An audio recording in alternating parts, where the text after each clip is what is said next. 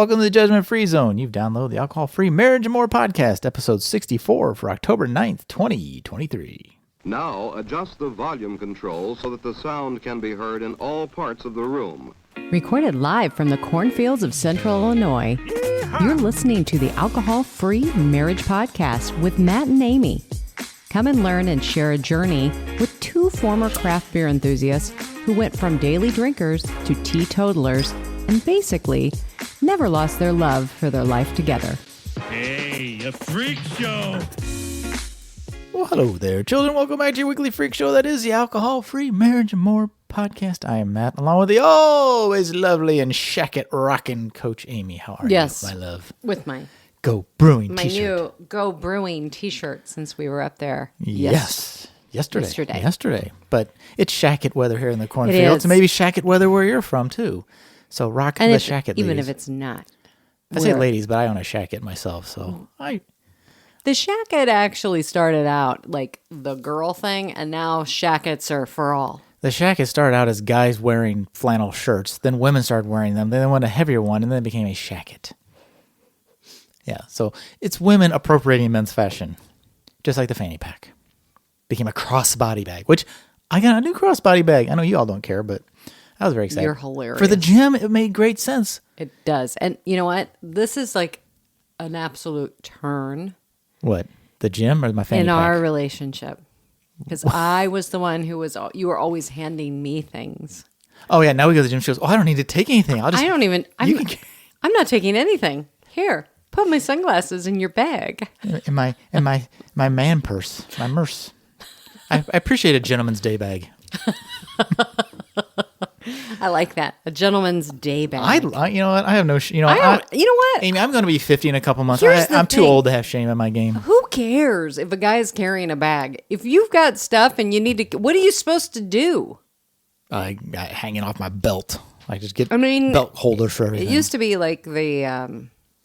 well, it used to be what guys did. They had like your phone clipped on your belt and your Well, you had a briefcase. Oh, yeah. Well, I still have a lot of people have bag, but I'm not going briefcase. to take my laptop bag to the gym. That's weird. That's really weird. Yeah, that would be great. I think you should take a ginormous thing to carry your phone and my AirPods. Seems silly. And my sunglasses. I like to be practical in my bag sizing. Anyway, kids. Well, hey, subscribe to the podcast. Share with a friend if you find this of interest or cringiness, whatever, you know. Or if it's low-key. Share. Low-key cringe. I don't know. We're trying to understand the kid lingo and bruh. I had to Google low-key. TBH, that's the big one now. Please. TBH, to be honest. We are not going to use that. And You used it. this morning. You go, no, we're not doing that. We're not doing this. I've got it. But anyways, so I wanted to, first off, I don't think we said anything last podcast, but you had a milestone. I did. Is that right? Yeah, it's a milestone. Okay. And you have Mile marker or whatever. Something. You are now in the comma club. Oh, I was going to play a little sound, but it didn't. But it didn't work. So. Oh, it just said surprise. I'm in the comma club. Yeah, Matt is at 1,000 days. 1,000 days. Well, over 1,000 days now. Alcohol free. So exciting. Yep. So here, cheers, babe. Cheers to 1,000 days, kids. Congratulations. I'm proud of you. I don't really consider us day counters anymore. The only reason we're like, oh, we're coming up on on a day. I count years now, but yeah, 1,000 is just a nice, fun round number. Yeah. And it's like, okay, yeah. Which is weird. It's 1,000 days, and then like a couple months after 1,000 days is 3 years. So it's. But it is it's cool. Fun. It is cool. It's a mile marker. And it is weird. It is weird. Yesterday, and my memories popped up 4 years ago when we were at an NIU game to see our son, and I was all giddy excited. You had I had a Sutter Homes plastic bottle of wine. Yeah, and I'm like, that's pathetic. You were excited about sad wine. I was so excited about sad wine. Yep. I remember having enough beer to let a dog take a dog treat out of my mouth. So that's not really smart. That's a proud moment. Yeah, good job there. But hey, you know what? If you want to know some of our tips that helped us get to 1,000 days plus, you always check out our 7 tips that helped us. It's jointheirside.com. Yep. Amy's got a little download link for you there. Yep. And you also have the Sober Summit coming up, right, Amy? Yeah, we're not really supposed to talk a lot about that yet. I know you put it in there, but I didn't put it in there. You put it in there. Oh, that was from last time and we didn't talk You about didn't talk about that either. But I do know the dates. Oh, can you even say the dates? It's November 8th, 9th, and 10th. No, it's not your thing. You're just... I'm a part of you're it. a participant. I'm very excited about being a participant in it. So there will be more info coming for you. It's a 3-day event. It's online. It's going to be for the holidays. It's going to be just about getting you ready for the holidays and being sober curious and all of that. So Sober October is the way to kick it off, right? The founder of that is actually going to be a guest coming up in a couple of podcast episodes. So there you go. I didn't know I was teasing that, but that is exciting. So yeah, I'm kind of have an imposter syndrome. I mean, everything's basically done, but it's like, oh, really? You are fancy and don't even know it, Amy. So, anyways, but believe it we or will not. be. There will be more information coming your way on that. We do hope your Sober October is going well. Yes. Whether you've made it one of the days or all 9 of the days or whatever it is.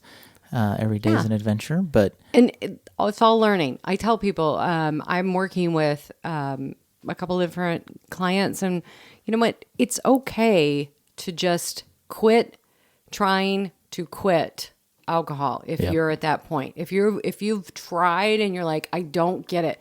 Why do I keep going back? Well, first off, it's not your fault that you have become addicted to a highly addictive substance, but it's also give yourself a lot of grace and compassion around this and start off by learning.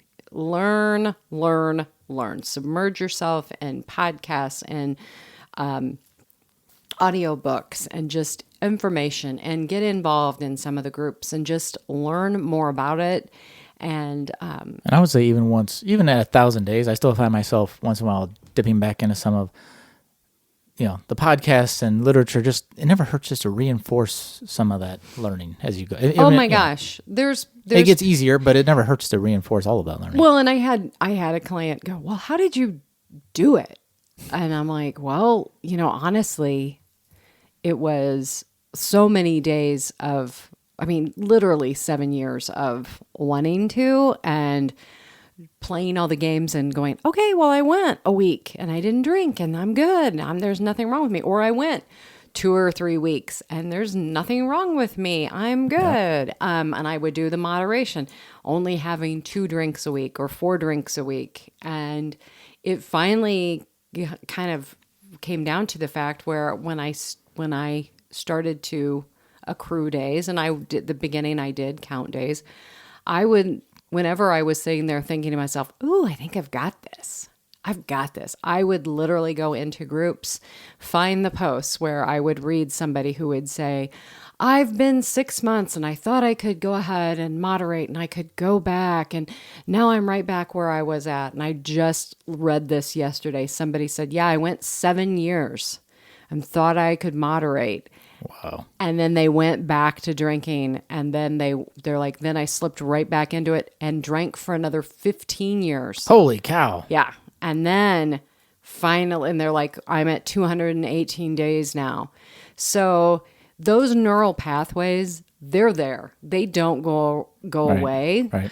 And it's very easy to, if you re-trigger them, to go right back down there. But there's no reason though that you can't drugs be that way, Amy. Strengthen those new neural pathways, and that's what we're doing. And I always let people know, if you've been drinking for 20 years, that's 7,300 days.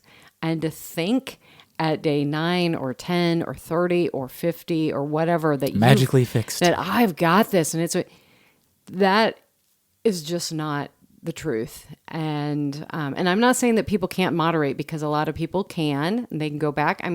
Moderation though is not what people think. Matt, you actually do moderation. You have 1 drink a year with your dad. I've had 2 in 3 years. Yeah. That is probably true. Yeah. That's true moderation. Not I'm drinking 3 today and not tomorrow, then 4 tomorrow and 4 the next day. And yes. Yeah. And so That's one thing. Or it's like, That's trying to control your drinking. or it's a friend of mine who does not drink, Right. who will say, "Oh yeah, That's where you take it or leave it. I went on vacation and I had a glass of wine with dinner and I didn't even finish it, and Yeah. I don't really care for it." But if you've And- been a drinker for 10 or 20 years, yeah, I'm not saying impossible, but you're probably not just going to wake up one day No. after quitting for 3 years and then decide, oh yeah, I can do that. Like, yeah, you it's have to have strong very, intention. very strong guardrails, Yes. rules, which I am just so happy to not have to even think Mm-hmm. about rules. Amen. There was sister. so much mental chatter, and it's just so beautiful to have it gone. Just like our trip yesterday Yeah. was so relaxing because we weren't thinking about drinking. If you have, I've said this on the podcast before, and I'll say it again. I don't want to hear about your stomach problems if you're still drinking. Quit drinking, and then tell me about your stomach problems because you probably won't have near the problems once you quit drinking. And leave it at that. Unless you have real Yes, but you know what? stomach problems and the drinking was covering them up. Yes. And if that's the case, you need to go to the Or doctor. your anxiety and depression, like Jen from last week, right? She quit, and then she uncovered, said, well, okay, but take the Yeah. drug out of the system Yeah. and see what happens. You may need to add something. You may be able to remove something. And for me, I mean, after 6 months, I was off all anxiety meds. And then it was this last spring, after 3 years, Right. I went off my antidepressants. But And- your mileage may vary. Everybody's, yeah, like Jen had to add it back absolutely. in, which is fine. No, but you don't. exactly. But don't sit there and keep drinking and be like, well, I just want a pill, so I keep doing the crap I'm doing, which was what I did myself too. Just throw another pill on top of that and then quit drinking. And I took pills out and I don't need all this crap and I feel much better. I know. Sorry, soapbox. Anyway, That was a soapbox. that was Listen a to you. soap. We need to calm him down. It's okay. Good boy. Okay, Good boy. I want to get to the drink of the week, but I found an interesting stat, Amy, that one reason Americans choose to drink is because 32% also enjoy the adventure of exploring a variety of alcoholic beverages. 37% of women and 26% of men like to experiment with drinks. Okay, cool, bro, but we probably experiment now far more now than we ever did with alcohol because Yeah. we're just like, all right, I drink gin and tonic. I drink gin and tonic. I don't experiment. Maybe different gins at best. We have so many more mixers and drinks and beers in our fridge than we ever did when we were sober. Yeah. Or drunk, drinking, whatever. But you know what's funny about that is in my group, somebody even mentioned this. They're like, yeah, well, I decided, well, I would just be more of I would buy more expensive wine and I would be a connoisseur of wine. I would, I would enjoy it and I would do that. And then after doing that, because I did that too. I remember yeah. there was that brief, like We tried I wanna Wine say, Club once. That worked out well. Well, no, this was even after that. But being able where you're like, oh, I'm going to have this and it's going to slow me down. No, what I realize is I'm like, oh, It's more expensive. this is a lot more expensive and I'd rather just have the cheap crap. Yeah. But I think, oh, I drink because I like to experiment with the drinks. We've experimented with a ton. Yeah. And I have more fun experimenting not drinking than I did when I did drink. Because I really was less interested. I'm like, oh, I'll try this beer. Oh, this gets me drunk faster. Cool. That was about the extent of the experiment. So But- tell us about your. This is a yours. repeat to the podcast, but I had to bring it back because it's no longer a beta. So this is Go Brewing's Grapefruit IPA, which was in beta for a long time, was hugely popular. So now it's called Jab Jab Grapefruit IPA, which has a super cool new label.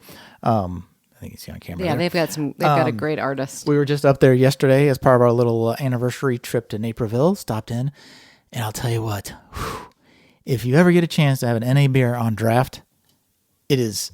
I mean, I love their beer in the can. Don't get me wrong, but on draft, it's just like amazing, truly amazing. But Amy, what do you have? Mine is from, I guess, the company. It's called Petal Sparkling Peach, Marigold, and Basil. Taste the power of Petal. Yeah. Raise your vibe. It's got 10 calories. I think it's just, it's A just, sparkly. yeah, it's just a refreshing, It's like carbonated, a spritzer. carbonated water, no caffeine, 10 calories. I mean, these are not bad. And where did I get them at? Got these at Home Goods. Home Goods.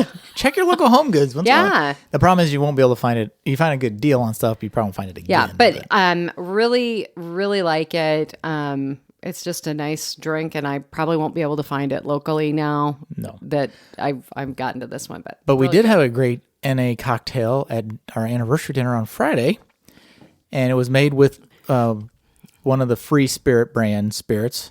Yeah, it was an aperitif. Yeah, and And tastes it was way actually better than the done. can. However, let's just say, as spot on as they were, they brought it to us in a water glass. Yes, the presentation. And I want to actually say shame on you. I'm going to be contacting them and saying, if you want to up your game, you need to treat the adults who are ordering your drinks. And they had it under like Yeah. as a mocktail and cocktail. so I was like, right? oh my gosh, this is great. Like I said, it was really good.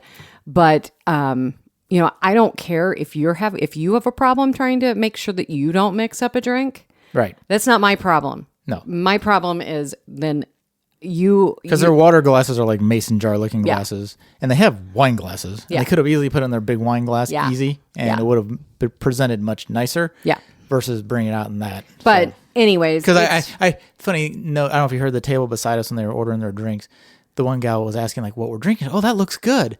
And the waiter, I almost said something because it really got under my skin. Oh, I didn't hear this. He goes, "Oh, that's basically like a kiddie cocktail." yeah, I'm like, yeah, it is so not like a kiddie cocktail, but I Yeah. think the glass doesn't help that presentation. Well, because even I'm- like you get I said, tonic water in a rocks I'm going to glass. have a conversation. Yeah. I'm going to contact my contact there and just say, because we have our holiday party there and we've done things there for years, and I'm going to say, And I'm working with a contact there too. you so, yeah. need to up this because you will, You have a great drink and a and great you will the presentation. create great loyalty Oh, right.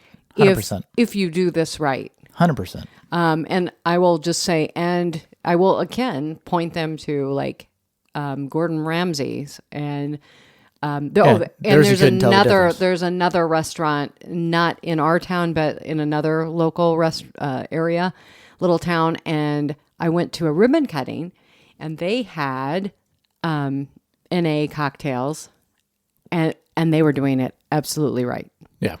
They're like, no, this is absolutely, you And you're right. Sometimes they do it because this signals there's no alcohol in it. I don't care.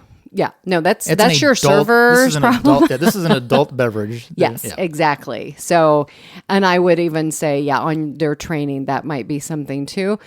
So you're insulting these clients for this. I paid a premium for that Yeah. drink. Yeah. Which, note to any restaurant owners, yeah, you can still make good money. Yeah. We did pay a premium. We were out celebrating and Yeah. that. So And so that glass change would have solidified the premium value. yes. Yeah. And it was still good, and I still enjoyed it. It was very good, but I would have to say that for me, those two factors, and they are one of our top restaurants. I won't say their No, name, but- but good on to at least have an actual cocktail. yes, It wasn't like, yes, I would say that Yes. too. But also don't forget to, if you like, not Go, that wasn't Go Brewing, but we were just at Go Brewing and we're featuring Go Brewing. yeah. Always check out the link in the show notes for $5 off your first order. But let's talk just real briefly about our trip.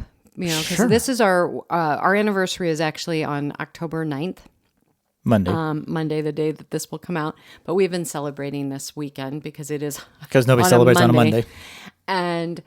But the whole trip was just, it's so different now. Mm-hmm. It's so different to be able Well, first to. off, it was a Saturday morning, so you didn't wake up hungover from Friday night. Yeah. That was And a- we did sleep in. we did sleep at, 7 o'clock, but that's old people sleep in. Yeah. So, but it was great. Got up, went and picked up our daughter, went to Naperville, did the river walk, went and did a little shopping, Had lunch. went to Go Brewing, and then we went to Trader Joe's, and it was just, but it was so relaxed. Yep. And, I'm going to call you out. We're not having to go to the bathroom. We're not having to look for the bathroom for Right, you. right. And there's no, we had lunch and there was no issues. There's nothing at all. I mean, Yep. it's total freedom. Yeah, I could get up and just go, and we'd eat lunch, not have to do all my planning and my pills Yeah. and all this crap Yeah. I used to have to do before. And then we weren't looking for a bar or somewhere to have a drink or two before, because it got into the afternoon time. And, do we want to get back or, stop on the way home and have a drink or whatever. Mm-hmm. And you got to drive home. And if you're drinking, this whole, all of that mind game that, if you're still drinking, you understand. And no, we just enjoyed the day. I didn't have to think about any of that extra Yeah. stuff. It is amazing. And we still went to a tap house and still had a great beer. Yeah, we had a great beer. Yeah. We had a So, great beer. And And you bought beer, and I bought a shirt. And so, you can still make money off me. yeah, That's the moral of that story, kids. we're still making poor decisions. No, No. no, it's just great. And Go Brewing, you guys do it right. And thank you so much. And if you are interested in trying any of their drinks, if you have not ordered from them, we do have a discount code. Which I just mentioned. Oh, you did? Sorry. Yes. Thank you for participating in the podcast. Could we also say that I have ADHD? The alcohol did not help that. No, or didn't. Getting rid of the alcohol didn't help But that. we were going to, so today, the topic we are going to be covering is pink washing, or I'm just now going to start calling it ribbon washing. Well, and I always thought pink washing was just the blatant use of pink everywhere for breast cancer awareness, regardless of what you're selling, just to game the system. But really, pink washing is rooted in the alcohol industry looking at, or you leveraging cancer awareness or breast cancer awareness month for marketing their own product. And that extends even into cancer fundraising events where there's a lot of alcohol. Like we've talked about, like mimosas and mammograms, right? And I reached out to both Susan G. Komen and American Cancer Society, because actually there was an event I saw that said presented by American Cancer Society. I'm like, and it was like a wine 5K or something like that. Susan G. Komen never got back. American Cancer Society did, but they basically were like, drink responsibly. We encourage people to drink responsibly based And on follow the guidelines. And we follow the guidelines. And so it was a non-answer, as my PR background would. However, not if be you go surprised. by what was it in 2018 or 2019 when the World Cancer Association came out and said that no amount of alcohol is Well, we're not going to go there. We're not that. is heart healthy, and Right. there's no safe limit. There's no safe limit anymore. It's coming out. And it is a carcinogen. And for those of you who are not familiar with that, what that means, a carcinogen causes cancer. Like smoking. Yes. And so for me, the pink washing really bothers me. When I see mammos and mimosas, and I know that breast cancer is a cancer that is directly related to alcohol consumption, Yep. that makes me angry. And I get frustrated because I know people who own some of the tap houses and stuff, and they do events, and they're doing good, and they are super community focused, right? And that is their product, right? So it's hard for them to do something that's not related. But it's like,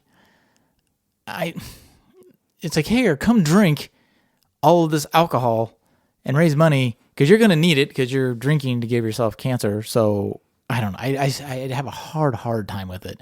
And especially when it's like, the whole event. Sometimes it's like, we're doing, today all of our proceeds are going to benefit. That may be a little different. Still pink washing, I think. But Yeah. when you have these like legit like fundraisers for something and it's, but the old school fundraiser people would tell you that's how you're going to get more money out of people if they're drinking, which is not wrong. They're not wrong. But Although you've made some bad auction decisions sober too, so. yes, I have. But I think there has to come a point, especially in healthcare. In healthcare, it's fine if a tap house does it or if a wine company does it, and they put, oh, here you go. Here's our pink rosé. It's our breast cancer awareness month one. Yeah, great. You know what? And I'm sorry. Right. For those of you ladies, please do not take this as judgment. I was that person. I was the person who would buy the pink ribbon wine. Right. Yeah. Because I was like, oh, but here's the problem. They don't have to tell you how much they're going to donate to breast cancer research.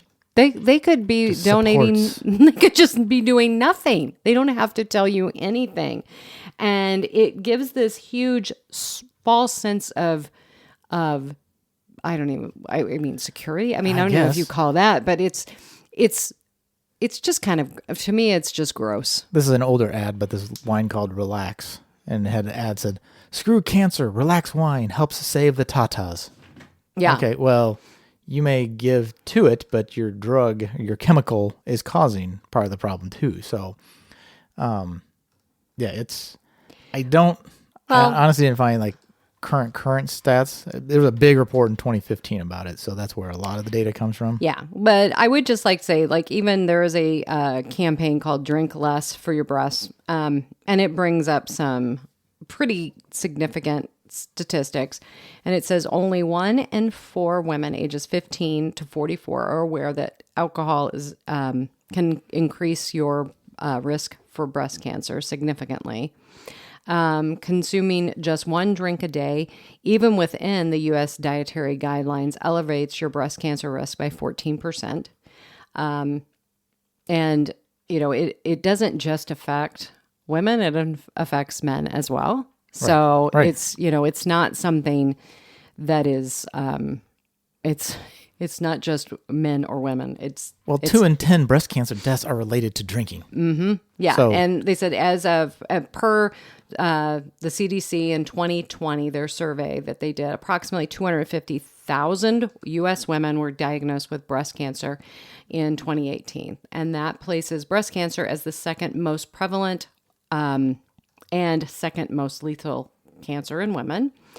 And it just, it also says in their report too, is that binge drinking, defined as 4 or more drinks in a single session, has been directly linked to elevate your breast cancer risk. And so with that, I would also like to just, as always, what is a current, what are the drink sizes? Like, okay, so when you look at it's a 12-ounce beer. But it's a 12 ounce, like a 5% or something alcohol. And it's a 5 ounces of wine is 1 serving. Which if you go to most places for the beer anyway, most of the beers are over 5, a lot of them are over 5%. All the ones I drank were well over 5%. Well, and now you can get, now they serve 2 sizes of wine now, and most are, now you can get the larger, the 9. I mean, so you're drinking 2 to 1.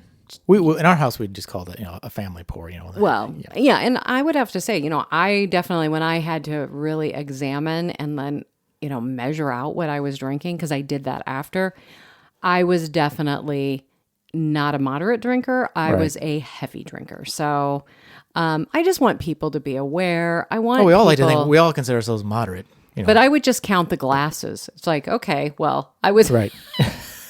Oh, I only had 2. Well, Yeah. and technically it was probably more like 5. Yeah. 4 or 5. I mean, when you think about it. Well, interesting. I always find that it's men's side anyway.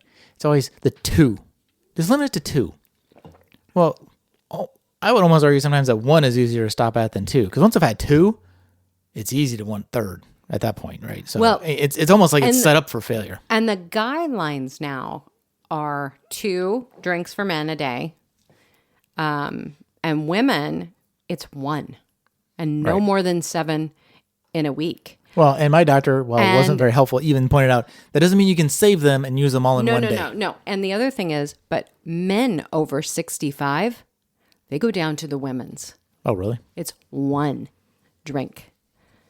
So you tell me, if you've been drinking all of these years, You're going to go down to 1? you're going to go down to 1. Well, first off, you can't. No. Your brain isn't going to let you. You've broken your brain by that Yeah. point. So anyways, that is us on our soapbox. I just want to, and we also, we'll put in the show notes.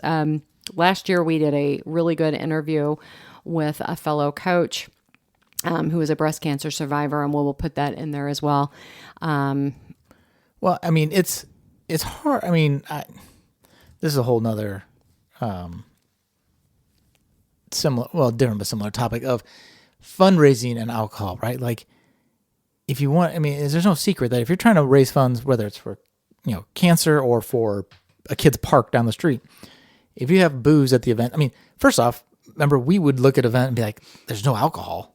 Why would I go?" Oh, I know. Like, I'm not going. I'm like, I'm not going.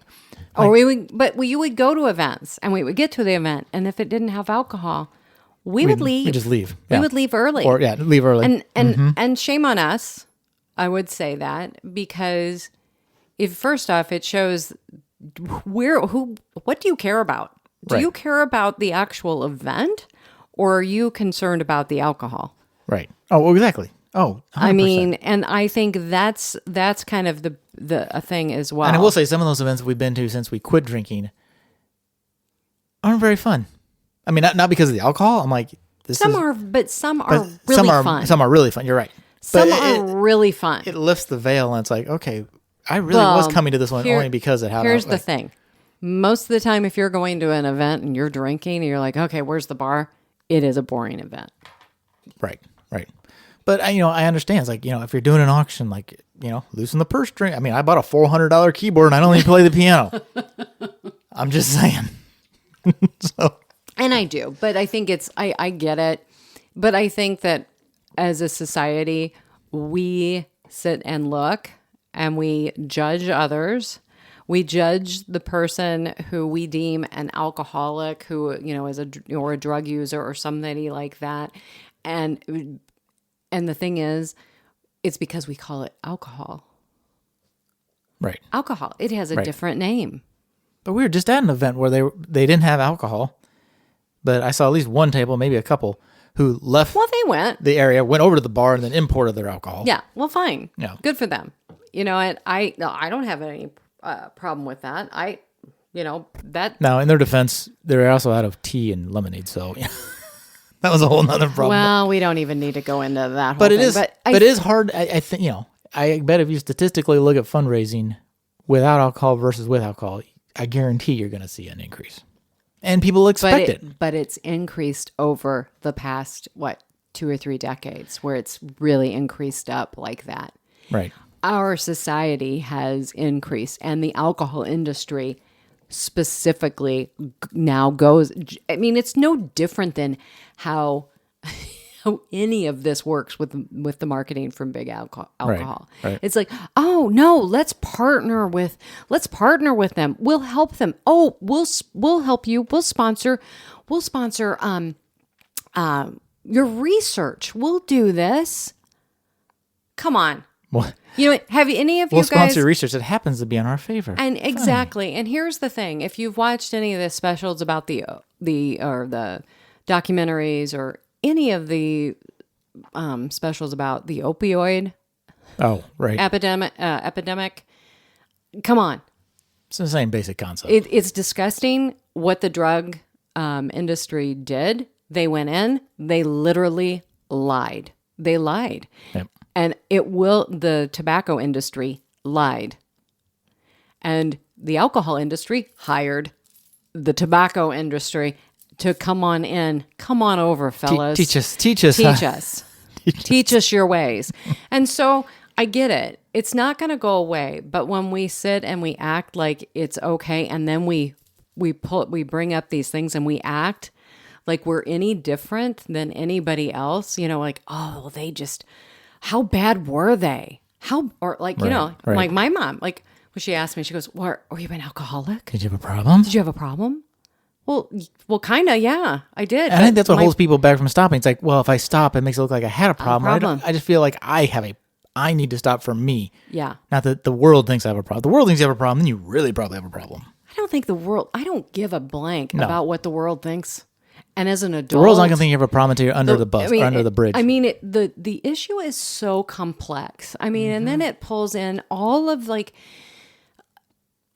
it's not peer pressure. The society doesn't boil it down. Society leaves it high level. Like you're either bad or you're fine. It's all headlines. Right. Everything is a headline. It's here we are. And I just want to say that if you are thinking that you want to quit drinking, no, you are probably not deemed an alcoholic. I mean, I don't call myself an alcoholic. I was somebody who alcohol was no longer serving anymore. Yeah, you don't have to put any kind of label. No, on it. You could be a gray area drinker. You could be alcoholic. You could just say, and it's a health issue for Right. me. I mean, Right. folks, when you are looking in the mirror, and if you are struggling, and you have somebody who will say to you, I don't think your drinking is that bad. You're fine. Don't worry about it. How do you feel on the inside? That's the only person you have to answer is yourself and God. Well, because they can say that, but that doesn't change how you really feel. Exactly. Oh, you don't really have but I still feel like Because I I do. Why do I still feel like I do? And they say I don't. struggled with that forever. I struggled with that, like, oh, okay, well, I'm not drinking any different than the people I go out with. Well, first off, I don't know how anybody's drinking. No. I mean, you see what people are doing. There are people who I have now who've come out and to talk to me about different things, and who are people who never drank in public. Right. Never drank in public, but they would go home and drink. Oh, yeah. Yeah. So you don't know.